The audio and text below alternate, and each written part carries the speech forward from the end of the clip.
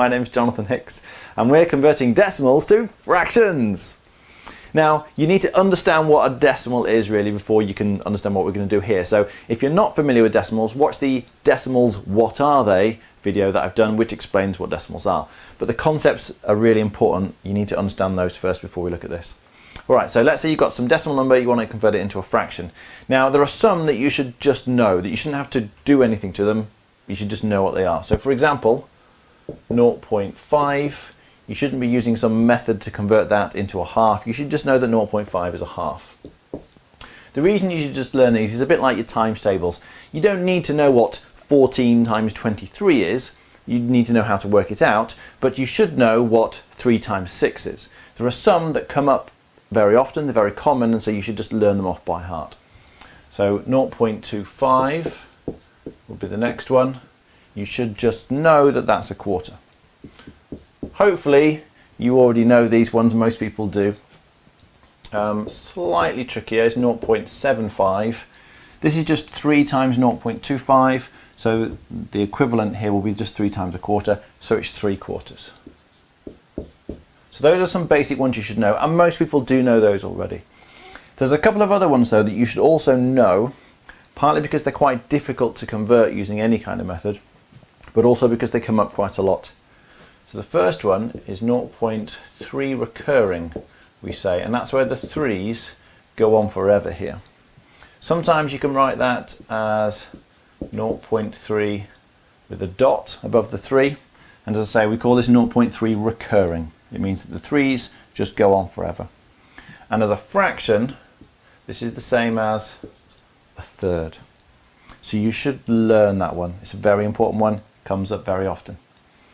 Now, it's a bit like we did with the 0.25 and the 0.75, if we times this by 2, instead of 0.333333, we're going to get 0.66666, so lots of 6's going on forever.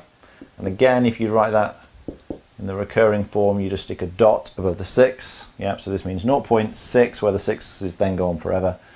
And as a fraction, well, this is twice as big as this, so this fraction is going to be twice as big as this, so it's going to be 2/3. So those are the set of standard ones that I think you should know off by heart. As I say, most of you already know those. You might not be familiar with these last two, so just remember 0.3 recurring is a third, and 0.6 recurring is a 2/3. They do come up quite a lot. You should learn those. Alright, so those are the basic ones, but then how do you actually work out what any old random decimal number is as a fraction? Well, we go back to the definition of what a decimal is. So if you have 0.6, for example, by definition that means you've got no units and 6/10. So as a fraction it's 6/10. That's it. If you know what a decimal is, it's easy to write it as a fraction. Remember that with fractions you must always cancel them down. So 6/10, if you cancel that down, becomes 3/5. Just divide the top and bottom by 2. So 0.6 as a fraction would actually be 3/5. Let's look at another one, 0.03. So you've got no units, no tenths, and 3/100ths.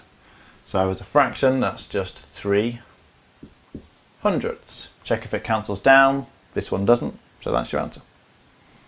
Now, if you've got a number with more than just a single digit here, so if you had 0.49, for example, in general, when you're converting decimals into fractions, all that really matters is what position the furthest column is.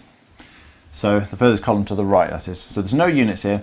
You've got 4/10 and 9/100, and what matters here is the hundredths. That's the furthest one you've got to the right. So you're going to put this over hundredths. So you can just read this as 49/100ths. And you write it just as a fraction like that. Check if it cancels down.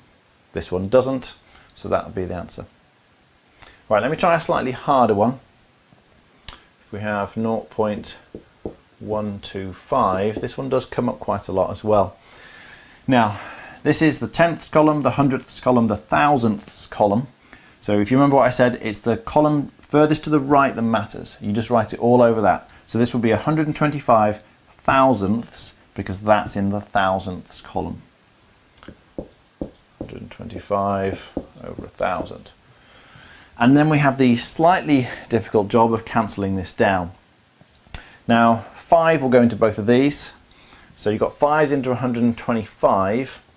Well, 5s into 100 would go 20 times, yep, 5 times 20 is 100, and 5 goes into 25 5 times, so 20 times plus 5 times means that's 25 times into 125, and 5s into 1,000, well, 5 lots of 200 would be 1,000, so that's going to go 200 times. Now 5 will go into both of these, in fact 25 will go into both of these, that might be easier to do. So 25 goes into 25 once, and 25 into 200, while 25 into 100 will go 4 times, 4 lots of 25 makes 100, so into 200, 2 lots of 4 makes 8. So there are various ways you can cancel it down, but as long as you divide the top and the bottom by the same number, you'll be fine, and you just keep going until you can't go any further. So 0.125 as a fraction will be an eighth. Alright, so the basic method is very straightforward. You find the column furthest to the right that you've got, so here it's tenths, hundredths, this one's thousandths, and then you write the number as a fraction over that amount. So here is 125 thousandths, here it's 49 hundredths, here it's 6 tenths. Then just remember to cancel down the fractions and you've got your answer.